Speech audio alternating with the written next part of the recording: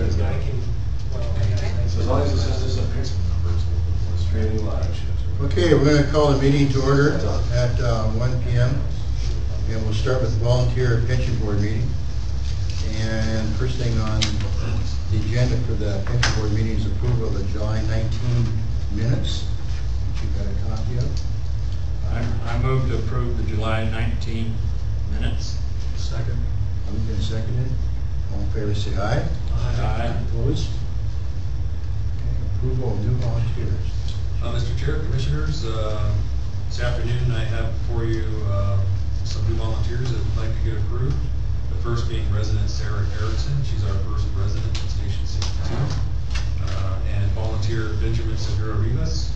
And he is going to our Recruit Academy in September. And we have 3 other volunteers going to that Recruit Academy, but you won't see them to be approved until next month.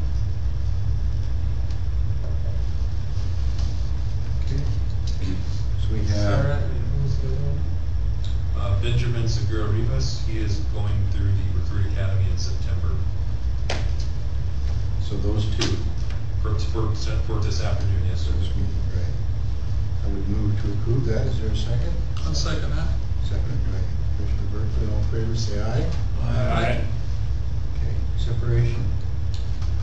Yes, Mr. Chair, Commissioners, we have a few separations this afternoon. First being volunteer Tommy McCullough, who was a volunteer with us from 2012 to 2018.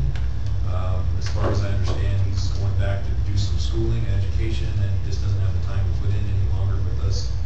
So he'd be our first separation. And then next we have Tom Morrell, which some of you may know. He's been a North Whatcom volunteer, a District 13 volunteer for a long time, from 1986 to today. And he has just decided that he wants to retire. So you'll see another action for him under pension eligibility. And then lastly we have Ian Shera. He's a fairly new volunteer that we had just go through the academy last year. And he finished his EMT class but never tested and got his certificate. And then when we followed up with him, he said that he actually got a job opportunity with the Border Patrol, so he's no longer going to be affiliated with us. And those are the 3 that I have for you tonight. So, I'll move to approve the separation of Tommy, Tom, and Ian. Second. Second, aye. All right, all in favor say aye. Aye. Aye. Unanimous. Voucher for volunteer physical reimbursement. Mr. Chair and Commissioners, we get reimbursement from the State Volunteer Association for physicals for our volunteers, and we just need you to approve the voucher for physical reimbursement for Sarah Erickson in the amount of $100. I move to approve. Second. Moved and seconded, any discussion? All in favor say aye. Aye. And eligibility. And lastly, eligibility this afternoon. We have Tom Morrell, who again is going to be retiring, and he's going to be looking for his pension eligibility, and we'll need approval from the commissioners for the pension eligibility for Tom Morrell. Move to approve. Second. Moved and seconded. All in favor say aye. Aye. Approved. Anything else before pension board? No, sir. All right. We'll adjourn that meeting and call our regular Board of Commissioners meeting to order at 1:04 p.m. And we will start with the Pledge of Allegiance. I pledge allegiance to the flag of the United States of America and to the republic for which it stands, one nation, under God, indivisible, with liberty and justice for all. Okay, we'll have a roll call. Starting on my right, Henry Hollander? Mark Roger, Bruce Ansel, Mr. Boston, Larry McPhail. Dean Berkeley, William Burnett. Joe Winchester. Okay, next on the agenda is public comment. Do we have anything signed up? No. Okay. Consent agenda. Is there anything that anyone wants to discuss or pull out before we start discussion of consent agenda? If not, Did you want any update on City of Blaine impact fees that have missed the last couple of meetings.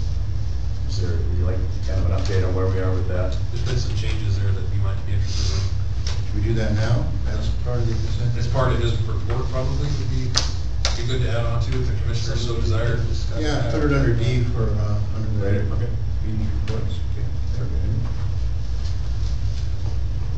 Okay, the consent agenda consists of the meeting notes, the staff reports, and a financial report, and then the voucher payment amounts, which I'll read. Employees direct deposit payable $310,607.52. Non-direct payroll for July $4,586.60. Non-direct payroll $170.39. Benefits voucher $178,036.80. Monthly expense vouchers $55,056.69. Capital projects vouchers $5,074.03.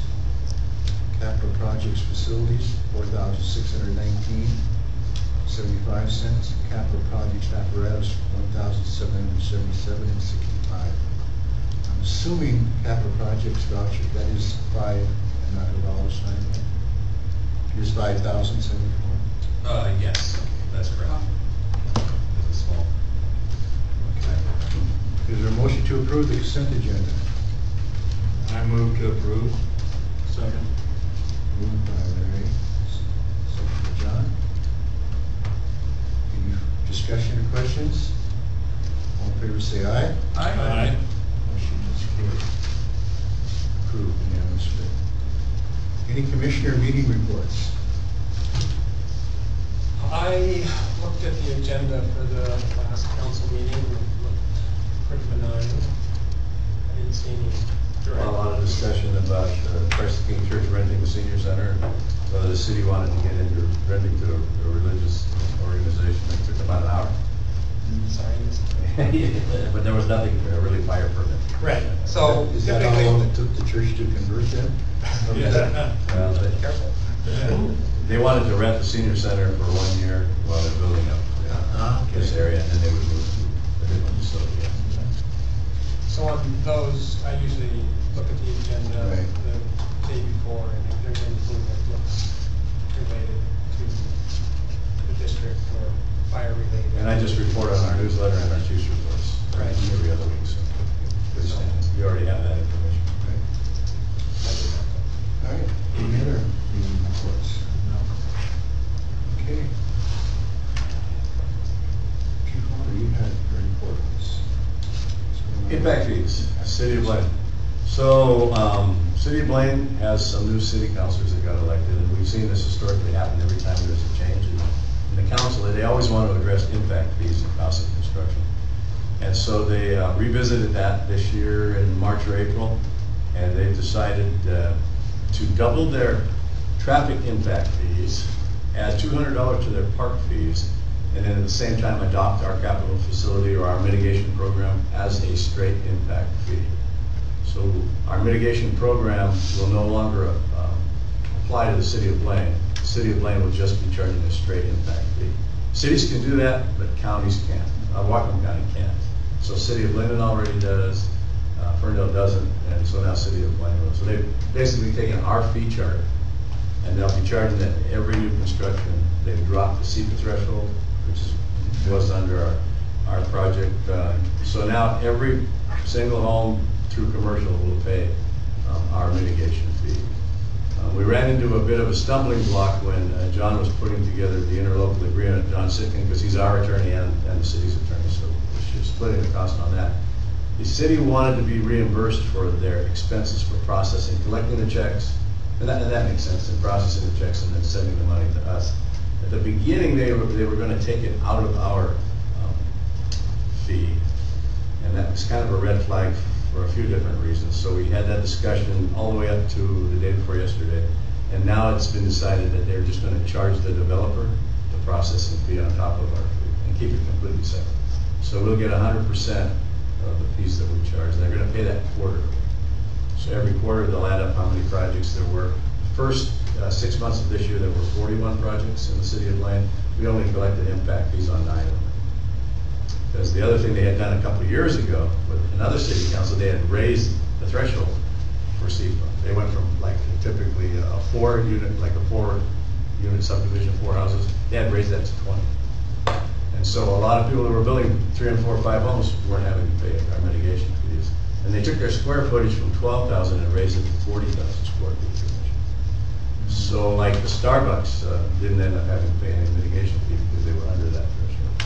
So now in the future, effective August 1st, and by the way, I'll back up, they did get 12 applications on the last day of July. Because the developers knew this was coming, it was posted at the building department and advertised. So now every new project that comes through, regardless of size, will be paying the fire district an impact fee to the city. The city will collect that till the end of the quarter. They'll give us a report and then they'll send us a check for that balance. So that's kind of the change that's happened within the city limits of Blaine. And special thanks to Chief Hollander for staying on top of that.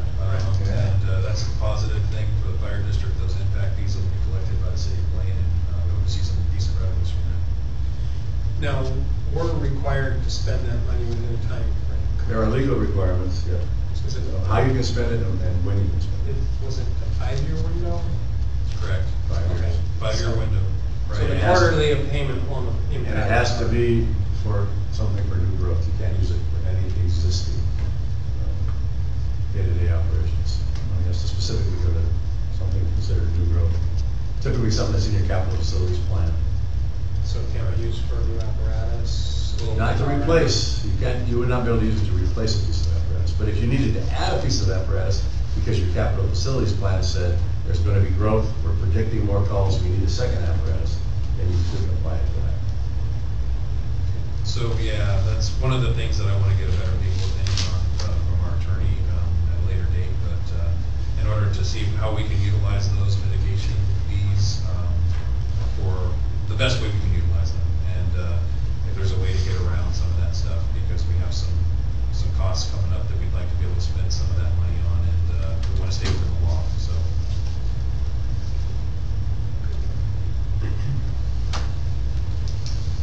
Thank you. Great, thank you. I agree, I think it's a good idea to stay on top of getting legal advice and spending that, to make sure we don't abuse that. Well, the other caveat, if you exceed your time frame of your 5 years, then you have to give that money back to that developer plus interest. So you don't want to get there, you don't want to get to 4 years and 11 months. And you want to plan ahead and spend it appropriately. Okay, great, thank you. Anything from the local? Legal, Rich. Commissioners, I may just briefly mention something. I wrote a memo to our fire district clients about, notified the chief, kind of a recent development with regards to purchasing. So we had an informal Attorney General opinion issued, and that means it's not published, so you can't go and read it unless you know somebody who's got it. And I just made a public records request. I got a copy of it because I heard about it. But what it says is that fire districts who are governed by RCW 5214-110, and that statute says that when you buy things, you're supposed to buy them based on competitive bids. Well, historically, we have always interpreted that to mean you have to award to the lowest responsive bidder. The Attorney General decided that no, you have a little bit more flexibility in that. Price ought to be a factor, but it doesn't have to be your sole factor. And so you can take into account the reputation of the vendor, the warranty that might be offered, all kinds of different factors. So it gives you a little bit more flexibility, and that's something that we had not. None of us, I think, wanted to stick our neck out and say that fire districts could do that in the past because we were afraid of an audit finding.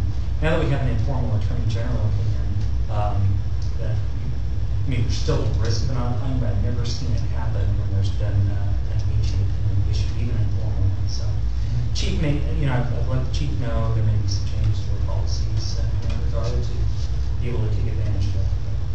It's good news. Thank you. Yeah, we have a new ambulance RFP getting ready to go out, and we adjusted our RFP to reflect best value and assign percentages to price and meeting the spec and all those things. So there's actually a matrix now that vendors will have to meet, and it's not always decided on lowest price. So that's a good thing.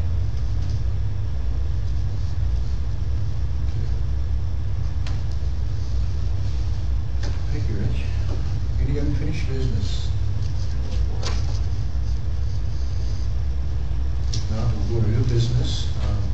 This one came in late, so it's up to the board if they want to deal with it today or put it out till next meeting.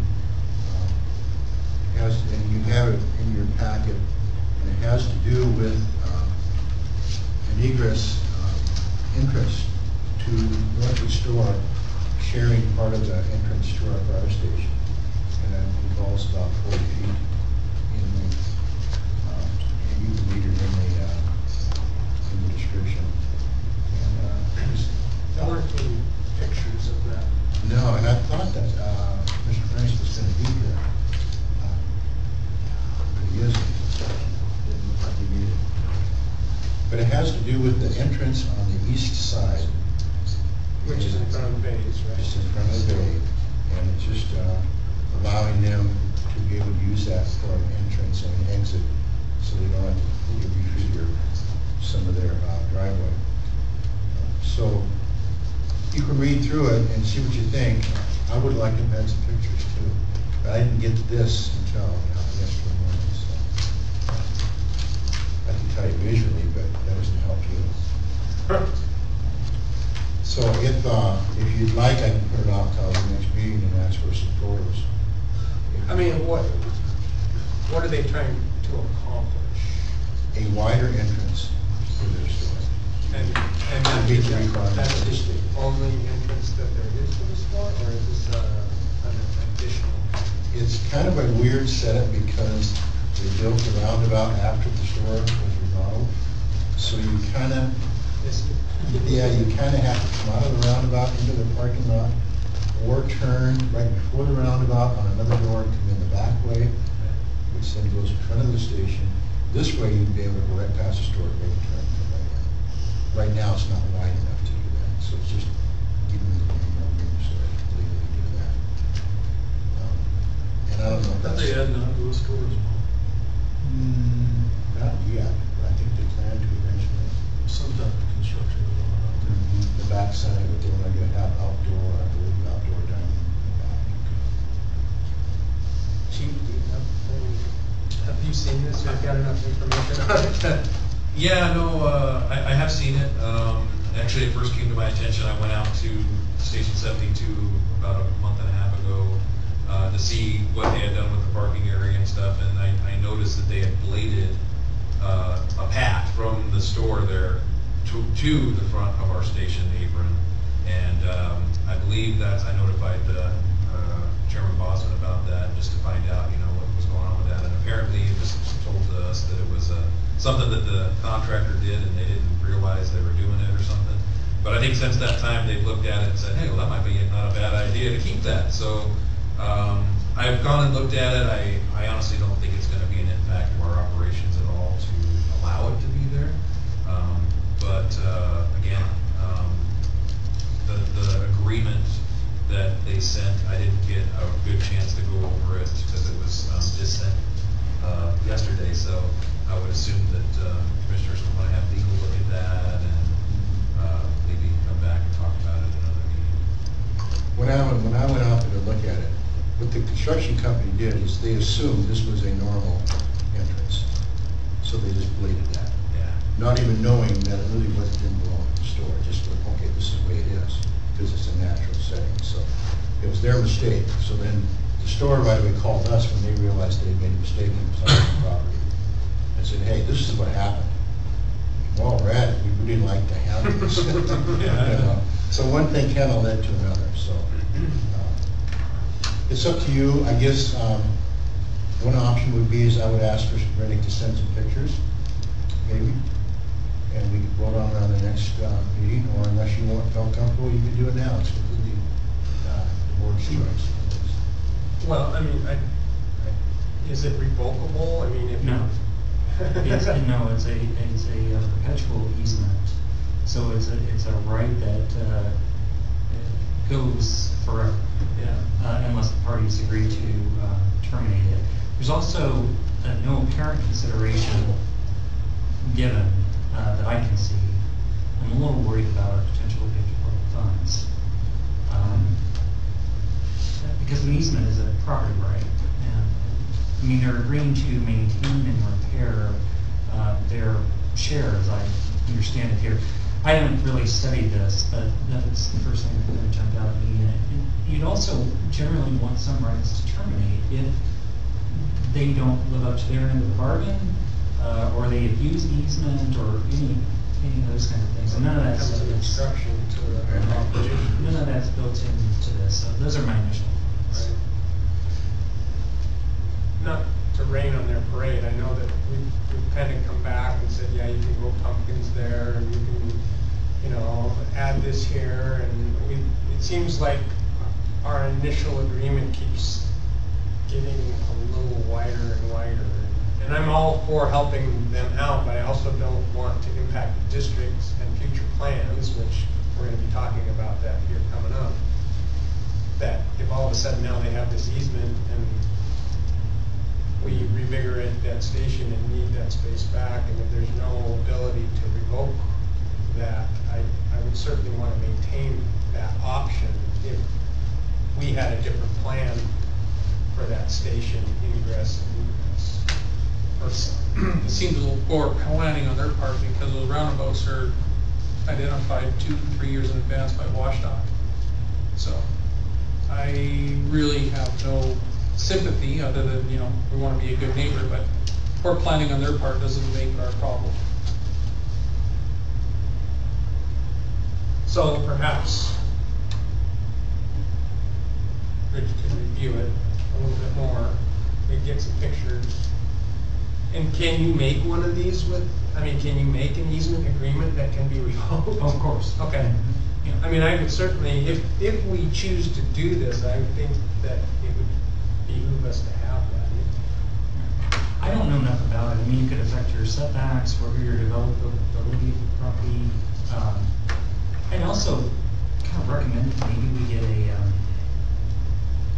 just a market analysis by a realtor to get a sense for the value of this. I mean, it has some value, and that way we have something in our files to where we can talk to them about compensating the district for this. Didn't we sort of give them a little wiggle room for parking or something at one point? For extra events, we agreed they could use some. For extra events. Yeah. This would be probably a pretty busy main entrance to their establishment. And so it just uses the same exit that we use for the fire district apparatus there on Badger Road. And it just kind of cuts through. It's real short. It just cuts right through. But I don't think it would be a major impact right now, but we don't know what the future holds. And so I'm in agreement with Commissioner Ansel on that we should probably look at some sort of an agreement that we can revoke if needed, and we should probably look for some sort of compensation for the use of it. It's very similar to what we're doing with District 4 and the use of the easement for Station 13's cell phone tower for the company there is that they are reimbursing District 4 for the use of that easement. And I agree too with Attorney Davis about this whole issue of using funds. You gotta be careful how we're doing this. We balance that with being a good neighbor, but also good business practice. Would you suggest, as our legal advice, that it be rewritten and sent back to them, or? Yeah, I would include some additional language with a right to terminate, some remedies in the event that there's a violation, short of terminating the easement and giving them a chance to cure. And a possible value attachment. Yeah. Okay. And frankly, we ought to be compensated for the cost of, or out-of-pocket cost of getting that valuation. Yes.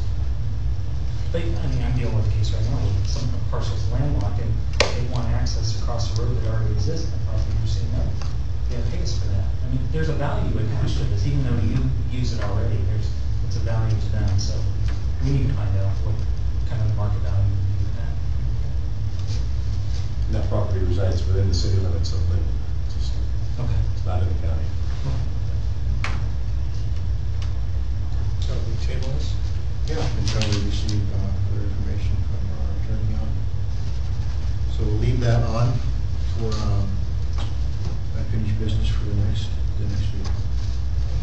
We'll move on to resolution 2018-012, the surplus equipment.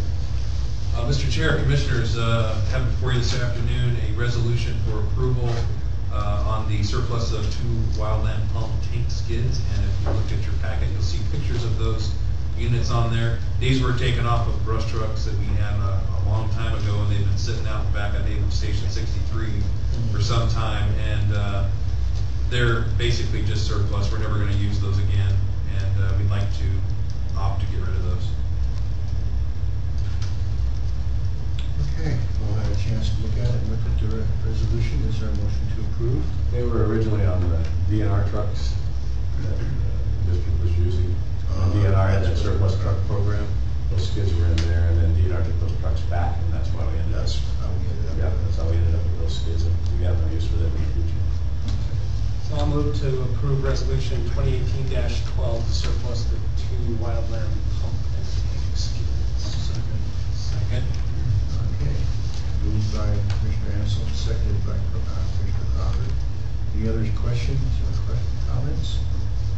All in favor say aye. Aye. Opposed? Approved. All right, district consultant. Mr. Chair, Commissioners, for discussion this afternoon, I'm bringing back some information based on our last month's meeting with direction from the board to look into a possible consultant to do some work for the district in helping us to develop a long-range master plan and/or give us some insights as to our capital facilities, our capital apparatus plans, our standards of cover, and those kinds of future visionary items. And I was able to do some research, and in fact our attorney provided me a couple of consultant companies that he's worked with before that he's very confident in, and I was able to get some information from both of those companies, one being Emergency Service Consulting International, and the other being Citygate Associates LLC. And ESCI, or Emergency Services Consulting International, is a pretty large emergency service consulting group that I have a little more experience with. In fact, when we were in Dallas for the IFC conference, they actually had representatives there, and I was able to talk to them quite a bit more about the kind of programs and consultations that they offer. In that, I was able to email you commissioners a sample of what a long-range master plan would look like, description of scope and work from them, some pricing details, I believe. Well, I didn't include pricing details, but I can give you kind of a ballpark on that. And some of the other elements that go with that. With Citygate Associates, I was able to get some information off their website. I haven't had a chance to contact them yet, but they offer a similar service that gets into pretty much all the same kind of things that a master plan does. And so I haven't had any time to compare the two as far as pricing goes. I can tell you that with ESCI, we get a discount with them because we're IFC members, and we also get a discount if we join the GPO network, which is free to join. And what that consists of is a network of vendors that have already been approved for RFP, ESCI being one of them, and basically you piggyback onto another RFP from some other agency, and then you don't have to go out to bid. So with those discounts in there, you're still looking at about $40,000 or so for a long-range master plan, at least with ESCI. And that was a pretty broad number. So, and then with like Citygate, like I said, I haven't had a chance to continue my research with them yet, but I wanted to bring back what I had thus far to the board for any discussion that you might have today. So just as a point of clarification, this is a discussion, there's no action request. This would be a time for us to talk about it and decide whether we want the chief and the staff to continue pursuing this option or not. So discussion. So I looked at the two packets that you sent us for the Citygate and ESCI. It appears to me that Citygate is primarily a California-based organization. I think they've done one or two projects in Washington, but the majority of work that I've seen has been in California. I know that ESCI, if you look at their website and look at their clients, there's a ton all over Washington that they've done. And I believe they even have done some work for the city of Blaine and Lane at one time. And I don't know exactly what that was, but they were certainly listed in the client roster. I've spoken to 3 different fire chiefs in the last month. Just said off the cuff, if you were going to do a comprehensive study of the fire district, who would you recommend? The first words that came out of all 3 of their mouths was this company here. So they come pretty highly recommended. They did all say that they aren't cheap, but it appears from this scope of work that you sent out that they're pretty darn thorough, and it sounds like you can add or subtract some things as needed. For me personally, this is one of the reasons I got involved as a commissioner, was to see a long-term master plan for this district and get us headed in the right direction because of the geographic area that we have, the number of stations we have, the amount of equipment we have, the number of sort of consolidated volunteer departments that came together to form this, the current lack of administrative staff to be able to do a project like this. I know $40,000 sounds like a lot of money to me, and it sounds like a bargain if they are able to complete as much of the things that they say they're going to do here. I mean, you couldn't hire somebody full-time for $40,000 to get that kind of work done. So, and I know I've heard, I guess maybe on the con would be, well, hopefully this isn't a, sorry to use the term, cookie cutter type approach to a fire district. And I know they probably got a lot of template forms that they come in and they check boxes and things like that. But you got to start somewhere. And since I've been a commissioner here, we've been talking about strategic planning and master planning and getting this up and running. And I just think we need to pull the trigger at some point in the near future and get this thing rolling. And I'd love to see it happen beginning of next year. That's my 2 cents. I guess what I liked about what I read in here is that not only the format and the process they go through, but they also interview so many people. Everybody from firefighters to administrative staff to commissioners to the public. And they're very, very thorough from what I see. So I have not had any personal experience with it, but looking at the proposal, it appears to be very, very thorough. And I agree too, that sometimes it feels like we're spinning our wheels, trying to get going. We all know we have to have some sort of a plan, and I think this is, my 2 cents is, this is a really good way to go. I would agree the first year would be a really good time to get something like this rolling. That's just my 2 cents. So. Anybody else? I wanted to ask the chief, is there any money in our budget that is specific for a project like that? This budget year, there was nothing specifically budgeted this budget year for a project like this, so we'd probably be looking at next budget year. Oh, okay. And we're talking about preparing for that anyway. Yeah, we're going in the to very near future. preparing with the budget for next year starting real soon here. Okay. Yeah, so that would be something you want to, if you want to make that a priority, that'd be the place to do it. Yeah, I didn't know if some of the monies we were setting to one side qualified for a project like this. Well, it may or may not, but I think based on the time that would be needed to get an agreement with a consultant company, and it'd be nice, it'd be clean if we could just budget that line item for next year. I think that's going to probably fall into place than trying to rush it ahead of time and try and find money in this budget. But I think that time-wise and everything, it would the best would probably be January, in my opinion. Okay.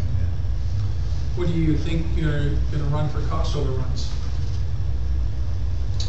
I'm thinking that the range, if you're talking about a range of what this would cost, I'm thinking between $40,000 and $50,000 is the estimate. Do we have any quotes for that? No, just a verbal, a ballpark figure. I actually have between the 40 and 50 on email, but verbally I had about 43,000, based on what components we were looking at in a master plan, all the components of a master plan. If there was any additional things we want, that would be extra. But looking at a master plan like they have defined here, that's what the cost would be. So I'm estimating between 40 and 50,000. And it's still gonna take staff time. I mean, you know. The one thing, even though the consultant's collecting all the information, we still usually Right. provide a lot of it. Yeah, they spend a lot of time here with us, and they do a lot of interviewing, and they gotta get a lot of data from us. So, there'll be staff time spent on that, but that we can handle, I'm pretty sure. And then, for me, the best thing this would provide us is it would provide us data to make better decisions about the future. And when you start talking about, geez, what are we gonna do with this station, or what should we rebuild the station, or how many apparatus should we have? This is gonna help answer those questions and give us a clear path moving forward in the future, for the best standards of coverage we can get. For me, as a fire chief, I gotta be able to make decisions based on data, not gut. This helps us achieve that. And it removes the personal feeling of it. You know, we all have our secret, our favorites. We all have our secret cows. Yeah, and this is coming from the outside and giving a view completely unbiased, and I like that aspect of it. I like that. I just don't like spending the money. Well, I think, You got money well spent. yeah, I think you look at it, Dean, as an investment, more than you look at it as an expense. And I don't disagree with being proactive, that's absolutely what I do, but that's an awful lot of money. I've dealt with consultants all my life, and it's your guys' decision, I mean, majority rules, but that's still a lot of money.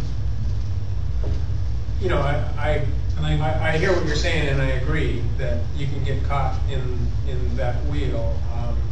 And I would assume that if we entered into a contract agreement, we would kind of know what was going to happen up front, what we were going to get, and what limit of cost overrun we were going to allow and accept.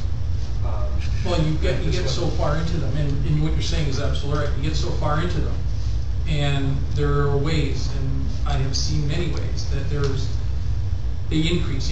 I can just basically say on record, the time we finish this, including our staff time and money, we're gonna be $100,000 into this. Well, you include staff time. Yeah, I bet you will see $60,000 bill from them. So, anyway, that's just my thought. I think for a long-term master plan, that's still important. Personally. Commissioner Crawford? I think it needs to be done. I have no problems. Looking at the two companies, I like the ASCI as well. I mean, I think we need to get a cost estimate from both so we can compare. I mean, if the California-based group comes in and says I can do it for $10,000, I think that'd be like, not waiting to have them do that, but say, what's the difference here, what do we get? And the other option being you can go hire a retired fire chief somewhere and they can come in and try to accomplish this, but I don't think they have the network that ESCI has. Quite frankly, I've been through this before.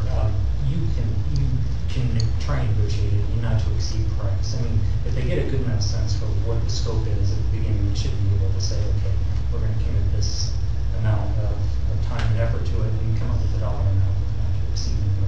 So it'd be something that you could certainly talk to them about in the negotiation process, just so you can minimize the risk of cost overruns. No, and absolutely, you can do that all the time, but so that they come up and we're not going to exceed, let's say, $50,000. Okay, we're 3/4 through the project. Now we just spent $50,000 and we're not going to continue with it. That's part of the problem. No, what I'm saying is that they commit to do the project for a not to exceed number. And so a lot of times they bill on an hourly basis, but not to exceed. So if they misjudged when they bid the project, that's on them. Like getting a fixed bid from a contractor. Sometimes you make money, sometimes you lose. That's right. I think we should do that. So I guess what I'm hearing is the board, and correct me if I'm wrong, is saying go ahead and continue to pursue this. Look at prices, get something firm that we can grab hold of, and probably budget it for next year if the process continues to move forward. Is that what you're hearing? That's what I'm what I saying. feel, yeah. Is this scope that you sent us what they sort of gave you that ballpark figure for? Yes. 'Cause this is, I mean, that's a lot of It's a work. lot. A lot of stuff. Yes. I mean, And that would be something to verify in the bid. Yeah. That is exactly, I was talking to an East Coast representative, but they have places all over the country, but, he gave me the contact information for the West Coast rep, and I got emails from him, verifying that, so. that looks like a lot of work. Okay, thank you all for your input. Chief, I think you have an idea of whether any questions that you have, Russ? No, I don't believe so. What I'll do is I'll continue to, what I heard the board say is continue to research both companies and any other potential companies out there, and get a more narrowed down scope of the cost, and hopefully we can continue the conversation perhaps in a budget study session. Good. Appreciate it. All right, we'll move on to policies and procedures, and we have the resident firefighter policy, and there's action request on this, and this is policy 0400.0020.00,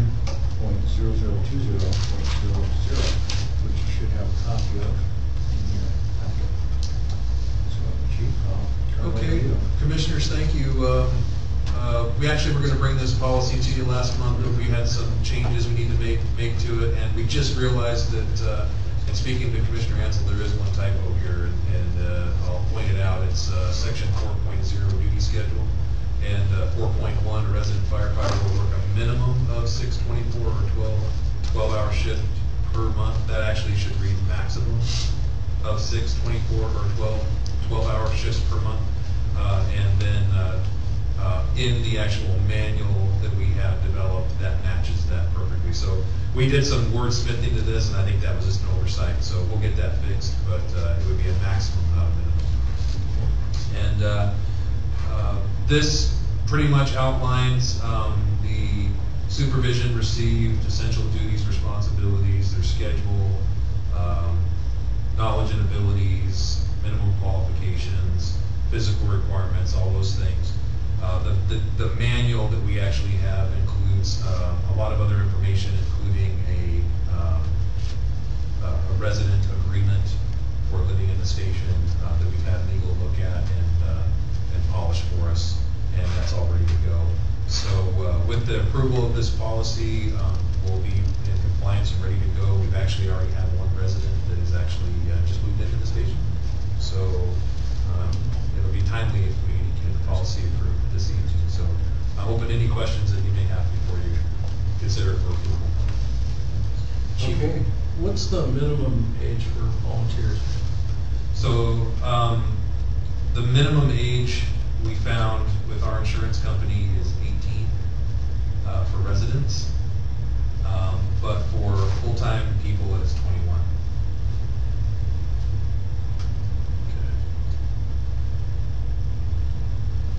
And that's through, came From our general insurance company. So we asked our liability company what their requirements are, and that's what we found out is that for our resident program we can be 18 years or older, but if it's a career firefighter because of left and because of a lot of other issues there, they have to be 21 years old to be career. or volunteer. Or volunteer? No, 18 to be A volunteer or resident. or resident, yes, and then 21. 21 to be career, as far as I understand. Yes. Any other volunteer could be 18. That's not. According to our insurance company, yes. And in the past, we've always hired 21, even volunteers, but when we started looking at the resident program, we actually asked the question, and we got a different answer from our current insurance company. So we're able to take advantage of Skagit program that are of that age and going through that program. It's a requirement of that program to be a resident someplace, so that's what we're taking advantage of. The young lady that's a resident now, is she with Skagit? Is she part of their program? Yes. Yes.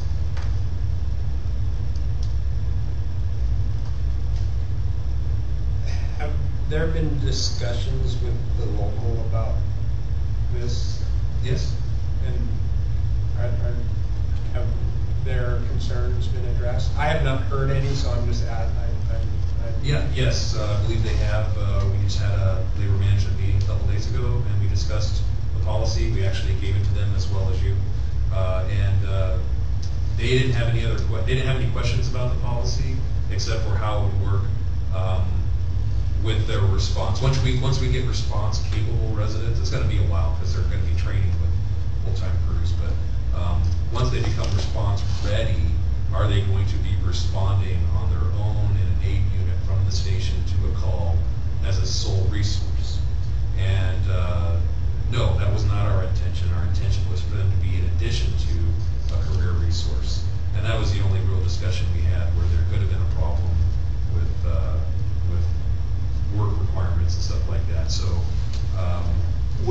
would this ever morph into like a transport unit? In other words, you send a career station out in conjunction with this, and you need to transport somebody rather than take the career station out to do a transport that this unit would do it, or is that not the details of that been looked at? In the discussions we've had with our captains and our officers and with the union, the idea is that they will respond in addition to a career station. So if there's a call in Semiahmoo, they'll respond as well as Station 63 if they're in quarters, or Station 61 if they're in quarters. Once they respond, then the officer in charge can use that resource however they would like to. If they want them to do the transport, they will do a transport. If they don't want them to, they don't. So they're there as an additional resource for the area to be utilized however that officer sees fit that day. From a command and control point of view, the shift officer will be in charge of those folks on the scene. From any kind of administrative or any other kind of issue, the assistant chief of operations handles all that. So there's no change in work condition for an officer that's out there right now in having to manage more people, other than what they would normally manage on an emergency scene. Well, no, I'm just thinking if, you get to a point where you've got a really busy station and they're transporting, which means that they're not available for a subsequent alarm, and if this could be used to potentially take some of that burden off. I think as long as they're an addition to resource, either that we're gonna have to renegotiate. Right, no, Yeah. I'm saying they're on scene, and you have the option. Absolutely, I think that can take place, yeah. You're staffing out, or you can send this. Correct. How many total lessons are we trying to get? Was it 4 or We'd like 5? to get 4. Yeah. 4 is very manageable. It's a good span of control for us there. And the facility fits 4 very well. So we're looking at 3 additional this fall, and the program starts up down here. We're already starting the interview process for those 3. So timetable to have 4 of them trained and available would be, Well, these folks are training, and most of them have done with their EMT training already. So when they start working with the career staff as EMTs, then we can use them as Right away. licensed EMTs right away. Their fire training is ongoing. It's a 2-week program.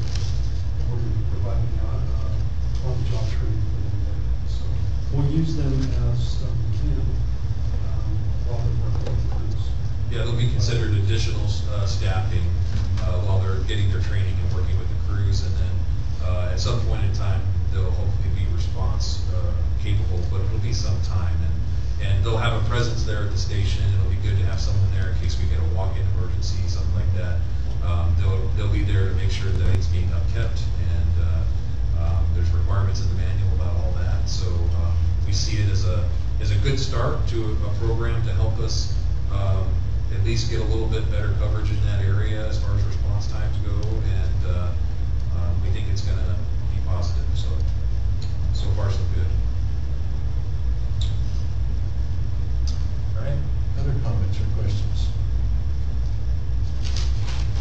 Okay, is there a motion to to approve the policy as presented. So So moved. Second. Assuming the small typo with the typo, correct? We'll fix the typo. in the 4.1, correct?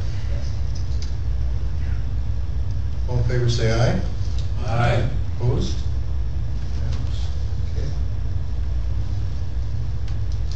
Okay, anything for correspondence, everyone's in the packet? I don't think so. I know we have a flyer from the 9/11 and a picture of the roofing, which is underway at Semiahmoo.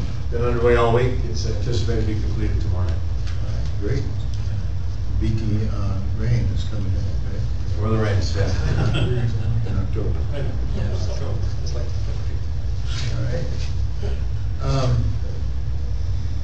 We need to set some budget study session dates. Time's gonna be before we know it. Mr. Chair, Commissioners, if I might just let you know what my thought is on this before you decide on a date. I'd like to do two, if possible, at a minimum. If the Commissioners want more, we certainly can. And I'd like to do one in October and one in November. Early November, probably mid-October. Because next month is when I start developing the budget. We meet with division heads, we go through everyone's line by line item, and we start getting our capital requests all figured out. So I think a good time to meet would probably be early October. And then once in November, and then we'll approve the budget, or the budget will get approved in December. So that's my hope. If there's any changes, I can be flexible on that. We can work something else out if people want to do something different, but I just want to give you my thoughts. In the past, we've done it on, done these sessions like Saturday mornings. How do you feel about that? I will be gone from September 9th until probably October 20th. We'll have to change that. Tell my mother who's turning 90.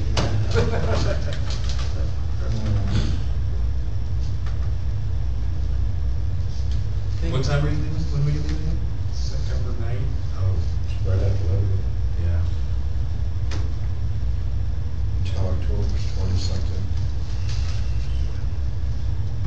So if we're looking at a mid-October, you're probably gonna miss the first one if we hold to that. Well, we could, yeah, I mean, we could do it after he gets back. I mean, We could do it that last week if you wanted. Certainly send me the information, I can. I'm good at reading stuff. Yeah. We know- We know that.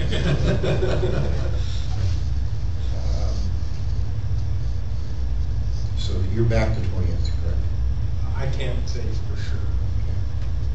So I would hate to say, yeah, that's all, wait until the 20th. How about you, John? Well, Yeah, as long as Monday, not Saturday. Whatcom County doesn't do it until. I'm good, except the first week, the 6th. Yeah. We don't need to our state evaluations until. You don't call states. 15th, I believe. Well, I don't know. It's the 8th. When is it? 8th. 8th. Oh, the 8th, okay. Yeah. 13th works for me. 13 work for you, Larry? Yeah, the 8th is, it's not like. That's a Monday. That's a Monday. Yeah, it's a Monday, so long weekend. So. it Oh, I would be mean, I was 16th. thinking Saturday before. It's the 6th, yeah. Yeah, 6th. I mean, I could miss, I've got a meeting, but I could miss it. After the 6th, I'm good. 13th to give you the chief a little more time. Yeah. Yeah. 13th works for me. Figure 13th at 9 o'clock here. Well, 9 to noon, would be enough time, I think. Yeah, I don't have to go over as much with you as I have in the past because you've all been through it, so. And that's October you're talking about? Yes. 13th at 9 o'clock here. Figure on that. Okay. And then for November, you'd like to have it early, so we're probably thinking the 10th.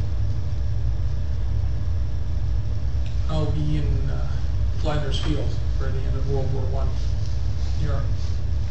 That's a long ways from here. Yeah, it's a big war. So 10th or the 17th? Would 17th be pushing it back too far? No, I don't think so. I think that would be all right, still. Like I said, we don't get our assessment evaluations or anything from the county until almost by Christmas. I know, that's So, I think the rest of the state actually does it by November 30th. You're thinking 17th? 17th, 9 o'clock here. That works for me. And Jenny will send reminders, we'll have it in the minutes for next meeting to remind us. Okay. All right.